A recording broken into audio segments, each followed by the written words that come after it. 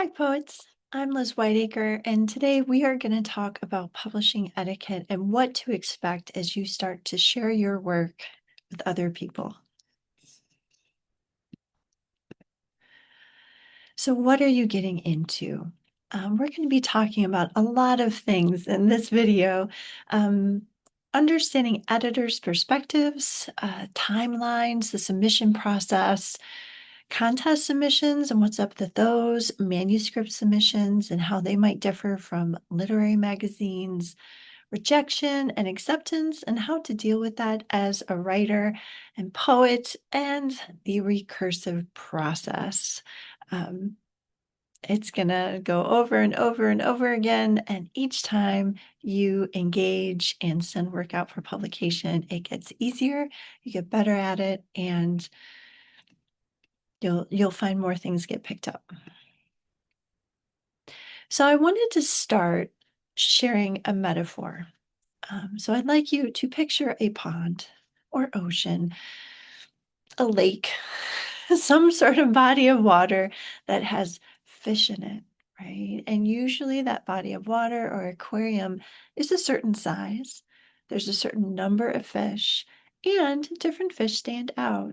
So here you see on one side of the screen, very tiny angelfish, right? If we put an angelfish into a large body of water, it's not going to stand out as much as other fish. Whereas if we take that angelfish and put it into a smaller body of water, um, it starts to stand out. We see it better. So you want to think about as you're beginning publishing, um, making choices that put you in a pool or a body of water, metaphorically with people. Don't get in a pool with people, but just metaphorically, you want to be a big fish. Um, Starting with different types of publications can help you build your reputation, learn the process, understand it better, build an audience, and then that can help you become a bigger fish, and then you can work towards larger and larger publications and grow your audience. So keep that in mind as we go through this video and consider how different types of magazines, publishers, etc., can be important at different moments of your career. This is just a generalization, right? When I myself have done editorial work for different publications, when I have advised students in publications, when I have talked with colleagues who work as publishers and for literary magazines and different types of academic magazines, these are things that I hear from people generally in the field, that editors and publishers notice your professionalism. And it is important that you always present yourself professionally, engage professionally, and we'll talk about some strategies you can use starting out. Editors notice if you follow the guidelines. Disregarding them makes it really easier for an editor to choose not to look at your work. So guidelines are really important, and there's no standard way of submitting your work or how it's chosen. So it is important that you pay attention to the unique requests from the editors and publishers that you're going to be giving your work to. Editors notice if your work is polished, right? Have you not only worked with your individual poems or your book manuscript to make sure that, your work sings, but is it also presented professionally? Going down to page design, how you have labeled your file when you submit it. Editors notice work, and I say work rather than just poetry because I know many people watching this video are also writing in other genres, but work that sparks interest, and that's something that you can address by the editors, those publications you select, And also the way you are combining your pieces together and the conversation that individual poems are having for a magazine or the collection that you've created of your poetry, how that is going to get noticed by particular editors at a publisher. So we can't control people's responses to our work, but we can certainly set ourselves up for success. And also, your potential platform. Um, Editors want your work to be successful. And so if you're able to demonstrate that you engage on social media, that you're a great literary citizen, maybe you have a website, maybe you are already publishing, right? If you're publishing in literary magazines and now you have a chapbook that you are giving to a press, editors like to see that you've been building an audience and relationships with readers that then they can use to help get your book out there in the world. Research is going to be an important part of the process, and it's not really a part we imagine when we're writing poems. We're starting to put them together into manuscripts, but it's something that we can do low key all the time. And if you are keeping good records, whenever you are ready, when you have polished work that you'd like to disseminate and find an audience for, you can kind of go to your personal notes, your catalog of potential places to submit your work to. So if you're always adding to it, that is really helpful. It helps out future you. There are lots of different ways to share your work. There's print journals. Oh, right, like Etchings Magazine. There's also online journals, magazines, publications. People are sharing their work on social media. There are even some publications where that's, how they share an Instagram poem site, for example. There are people who blog who feature writers. You can do live performances. You can video your performances and share those out. You can participate in podcasts, go to open mics. So there are lots of ways to share your work. There's not just one path, and kind of having a combination can help you build that potential platform as a poet and writer.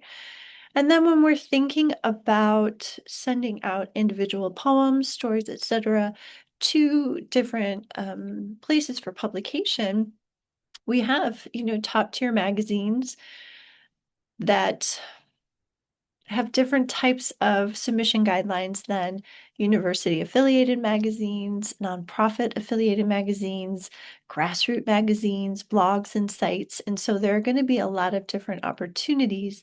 And we'll talk later in the video about how to navigate those submission guidelines so you understand, maybe how big a fish you would be, and then also what editors' expectations are when you begin that process.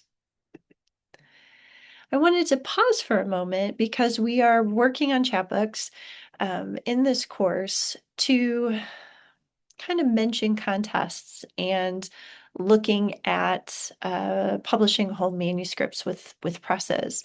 You can use all of these tips to help you be successful in those paths. I'm focusing more of our time on literary magazines and journals just because those are great ways to start to get individual poems out there that then, right, publishers are more likely, oh, hey, 20% of these poems have been selected by other editors.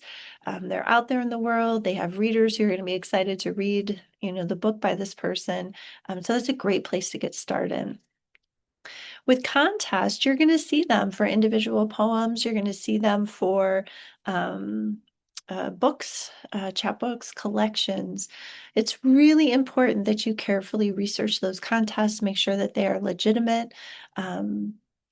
Be considerate of how much you might have to pay for fees, right? $35 for one poem when there might be 3,000 people submitting. the odds, right, might not be in your favor. You might be a very small fish. And so, what are you gaining by giving these folks that $35? Well, it might be an opportunity to share your work with a writer you really admire. Maybe the judge is somebody who you think is super cool. And just having them read your poetry is really great. Maybe you get a copy of the publication where the contest is going to be sharing winners of the book. Maybe even though there is only one winner, a press might pick up 10 titles from what they're reading in that contest. So you could still get published even though you're not the winner who gets the big prize. So weighing pros and cons is important. Following the guidelines, just like a regular submission, is important. Same thing with presses when you're looking at books instead of individual poems.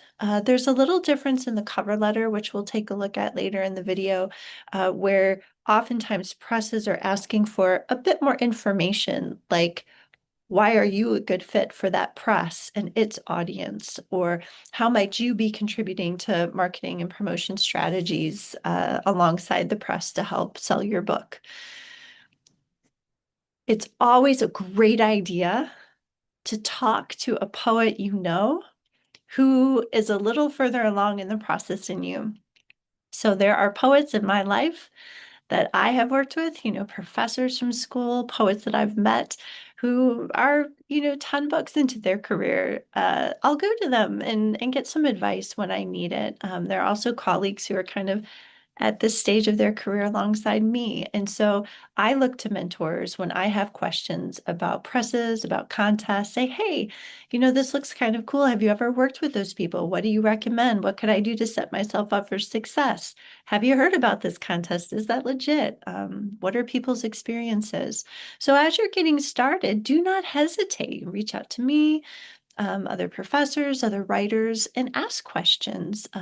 Look for mentors, and that can be a great way to help you navigate this process.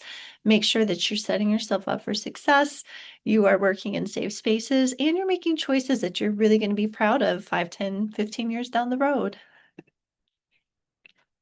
There are a number of different resources, and we can address some of those outside the video because there's so many. But there are websites that help tell you about different opportunities for submitting poems for publication, participating in contests, participating in presses calls for manuscripts.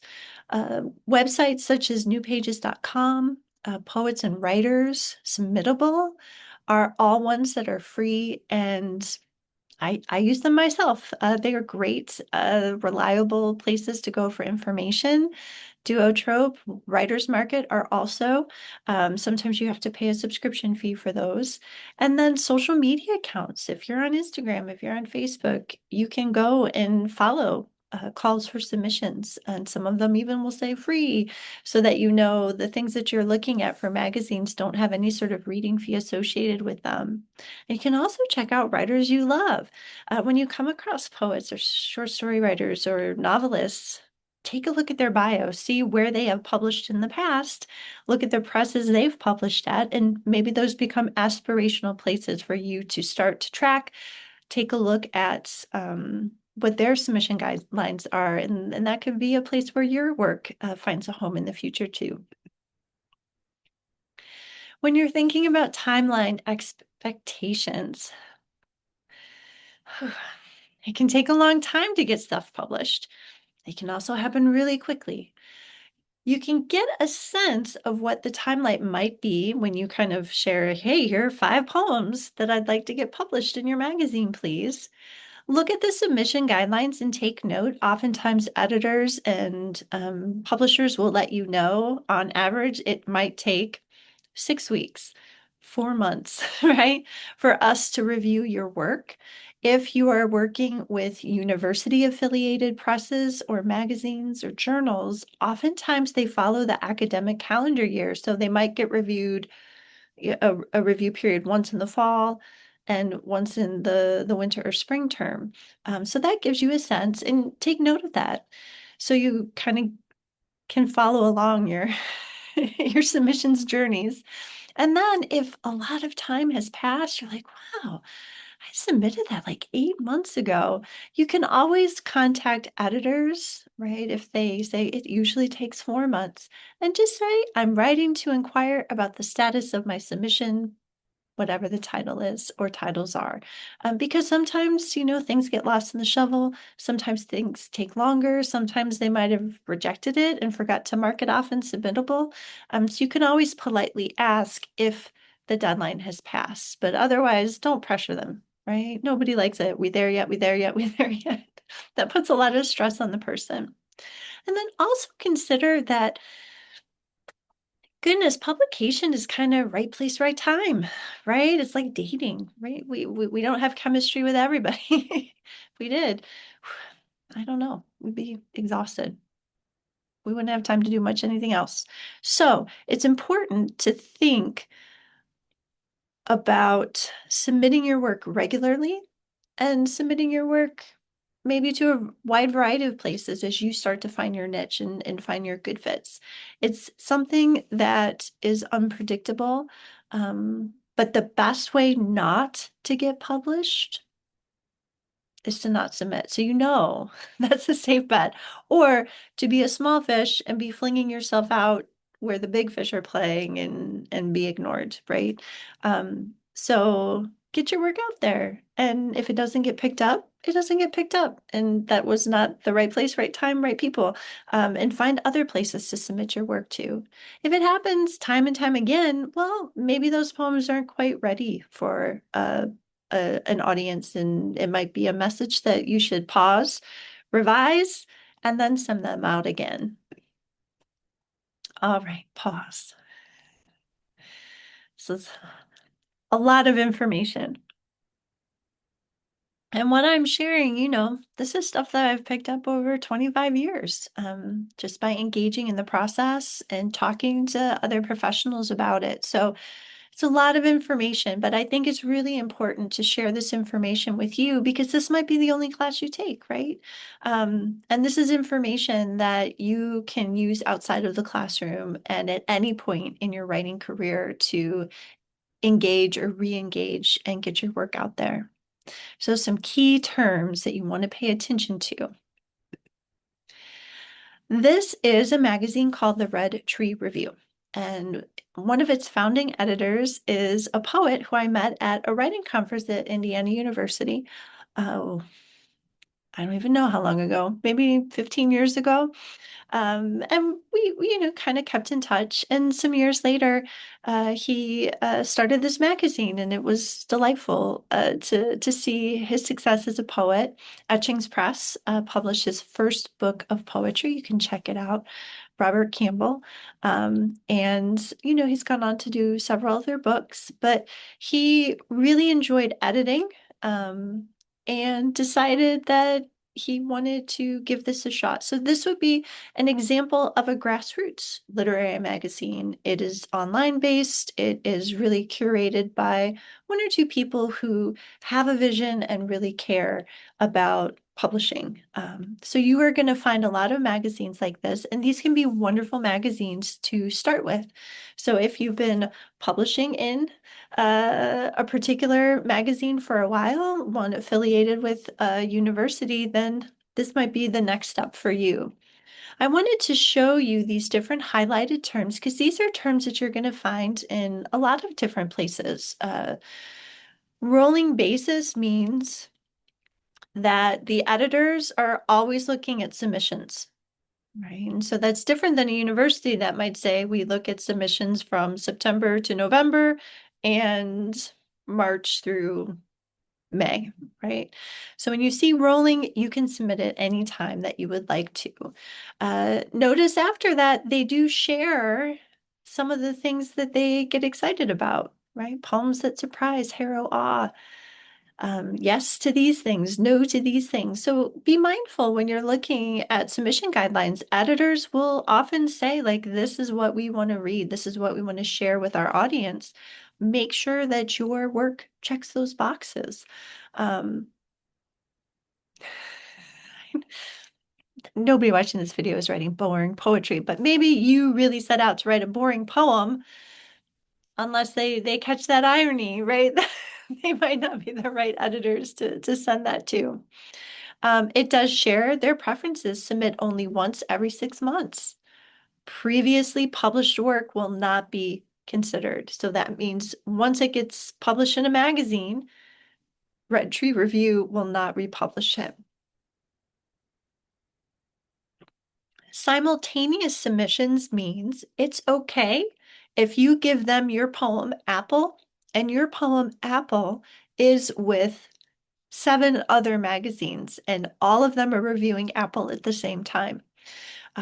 It is important that if Apple is picked up by a different magazine, you email the editors at Red Tree Review and let them know right away so they can pull it. So they're not still considering it when it's already been published, because that becomes previously published work and it doesn't meet their guidelines anymore. Sometimes you'll see no simultaneous submissions, and that often happens with a magazine that it has a very quick turnaround, right? They might say, we will make a decision in 2 to 4 weeks. And so they want to know during that 2 to 4 week period, they can publish it if they want to. So make sure that you pay attention to that and keep in your notes. It shares what you should be submitting, how you should submit it. They even tell you the subject line. And then down at the bottom, you can see Red Tree Review cannot offer monetary compensation, right? And so there'll usually be something that lets you know. Some places can pay you money for poems, or they might give you a free issue of the magazine or the journal. In this case, this is online, so it's free for everybody. And then upon publication, all rights revert back to the author. This is called first rights. This is the majority of publications when you're thinking about literary magazines and journals.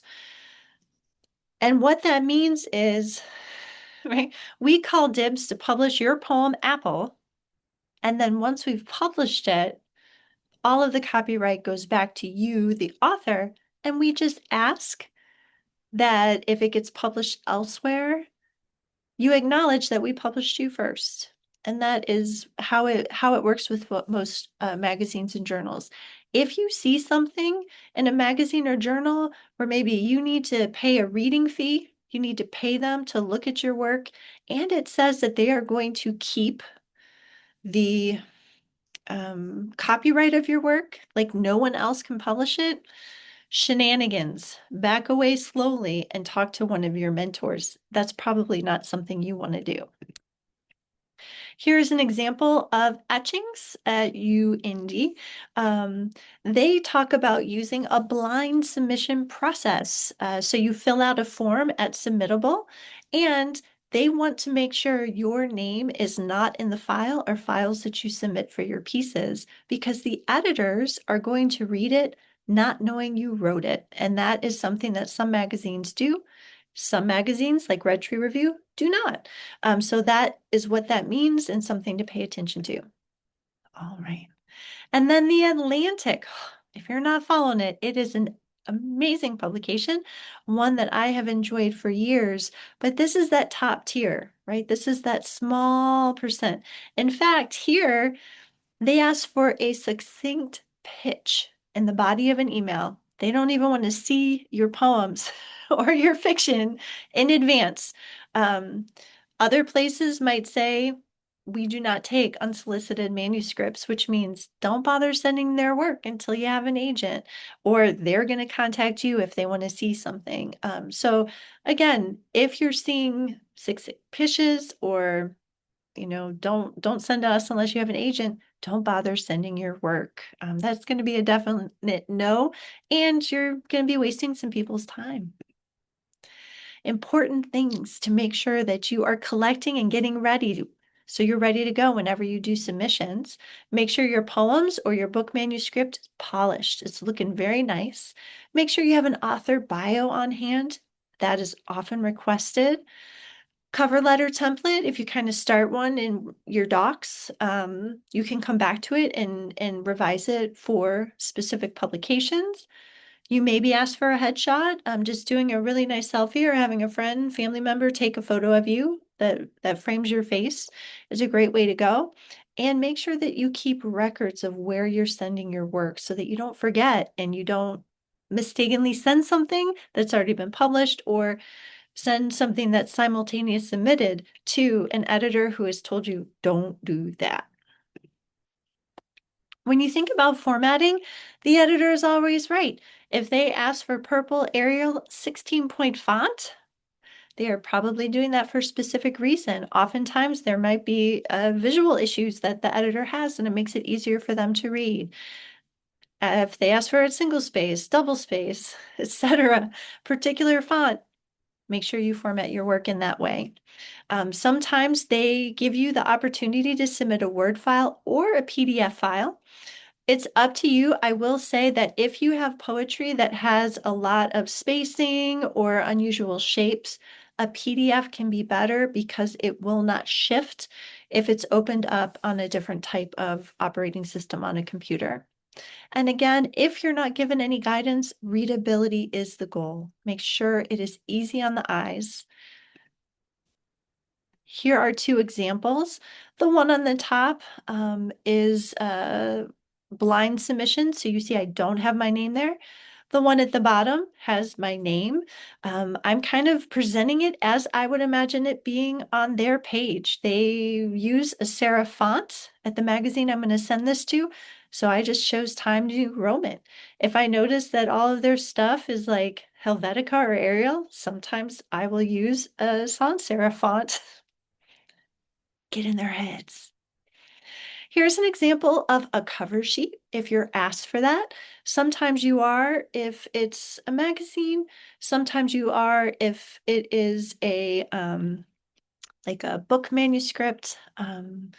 This is happening a little bit less now that things are digital, but if you notice, I have the title of my book. I have a very brief bio. I have my author information. That's all phony, so don't follow it. I just wanted it to look real. But that's what a cover sheet might look like. Here's what a cover letter email might look like. So I have my subject line, Liz Whiteacre submission, because they asked for the author's name. Other places might say poetry submission. Some might have poetry submission, title of poem. So make sure you do whatever they say. I have Allison Blevins. I'm writing to submit my 2 poems, and I make sure I say the titles for publication in the name. Here's my bio. If you have any questions, contact me at this email. Thank you for your time and consideration. Best wishes, Liz. You can take a screenshot of this if you want. You can follow this template. It was passed to me in the late 90s, early 2000s from professors, other writers, and this is a very standard way of communicating with editors. Here is a form in Submittable where they asked for a brief cover letter. So again, here's my title for this. Here's my bio. Thank you. And here's a cover letter for a book, right, with Verve Poetry Press. These are a little bit different. You might start with an introductory paragraph that shares why are you submitting your book to them, right? Like, why is it a fit? So do a little bit of research for the type of poetry they publish. Second paragraph, share, how do you fit into the poetry scene, right? These folks often will publish books that focus on disability. So I try to do a pitch to share how am I fitting in to that canon that they're publishing based on my previous work. Then I have my author bio, which was requested. And then I share how am I going to help you out, right? What can I do to help you sell this book should you choose to do it? And then my sign off, how can you contact me? Thank you. Always thank them for their time and consideration while they're looking through all of these things. So the submission process, right, takes time. You got to write stuff, you got to revise it, you got to polish it, you got to do research, you got to submit. You got to record that submission. You've got to wait. You've got to respond to editors. You got to update your records. And then you're just repeating that. And probably you're writing while you're waiting, right? You're polishing. So you always have something going. like holiday dinner. Everything's moving around on the stove. Different things you got to pay attention to. So keeping great records is really helpful. What record should you keep? Well, what poems are out? Where are they out? When did you send them out? I have had a lot of different methods myself.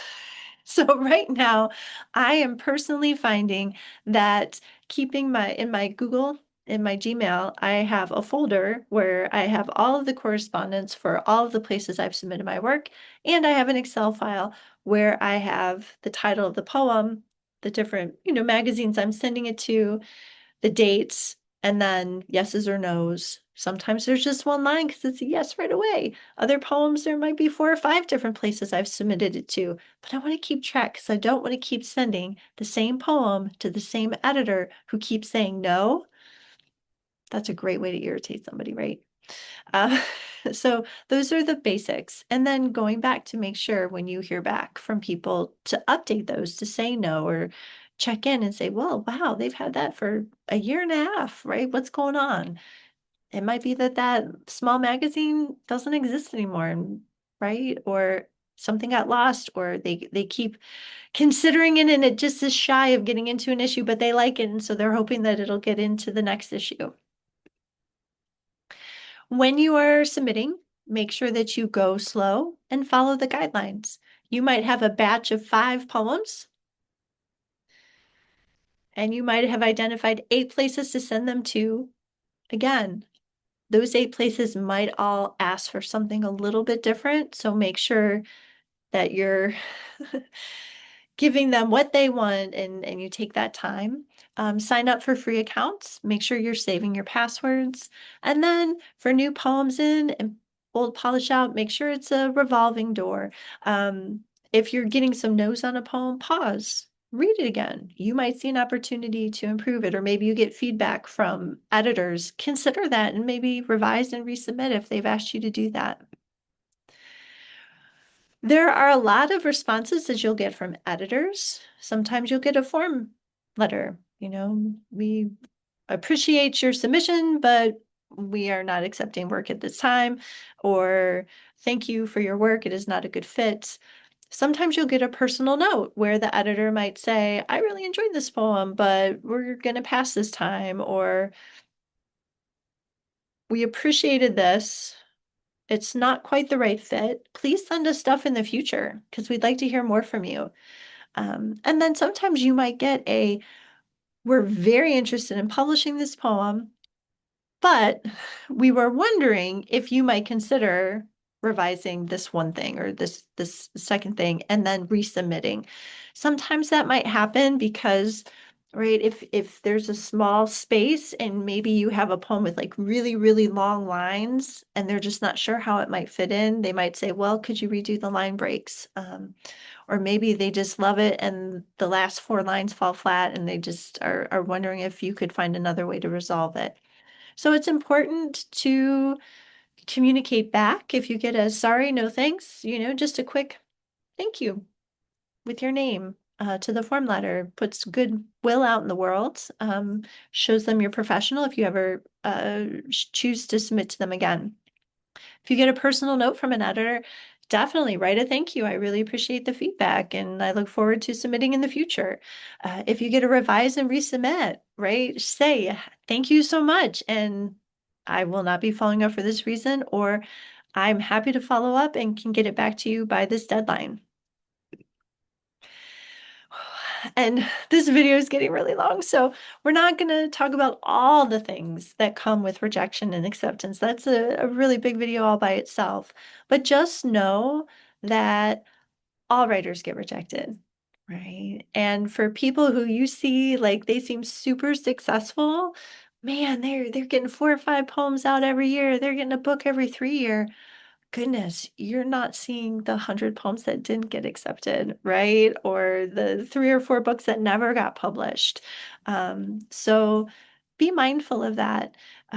Also know that again, really, it's right place, right time, right people. And so just because you might have gotten a rejection from a particular editor for a particular issue on a particular year doesn't mean that you'll never get published and you should stop writing.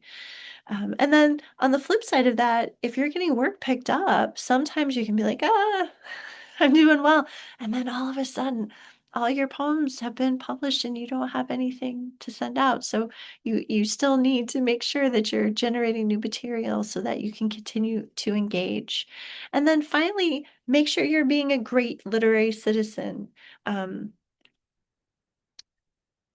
Sometimes success in publication is built through relationships and building relationships with your audience, building relationships with other writers who may also be editors, supporting people when they get published. All of that comes into play. And so you should be reading, you should be, engaging with publications, tracking them, liking things on social media, signing up for their newsletter. And then when you turn around and you say, hey, now I have something to share, you really know that population really well, and you can say some meaningful things about why you are a good fit. So I cannot stress this enough, right? That publishing is a recursive process. So we go through the motions and then we circle back and we go again and we go again, and maybe we've polished and then we've sent out, and then we realize, oh, we have something new that we could write, and then that could pair with that, and it's constantly going around and around. There is not a linear path. And some moments we have a whole bunch of successes, and then sometimes, we might have a period of a year where nothing happens. So you got to be tenacious. You got to stay engaged, and you got to reach out to your people. So build that network of writers that you can talk to, get support, have them share, kind of informally workshop, share work with each other, and really support each other, because that helps you make it through. I cannot wait to see what happens on your journey. So definitely keep in touch and keep me posted on all of your successes and failures. I am very happy to commiserate with you. Take care, poets.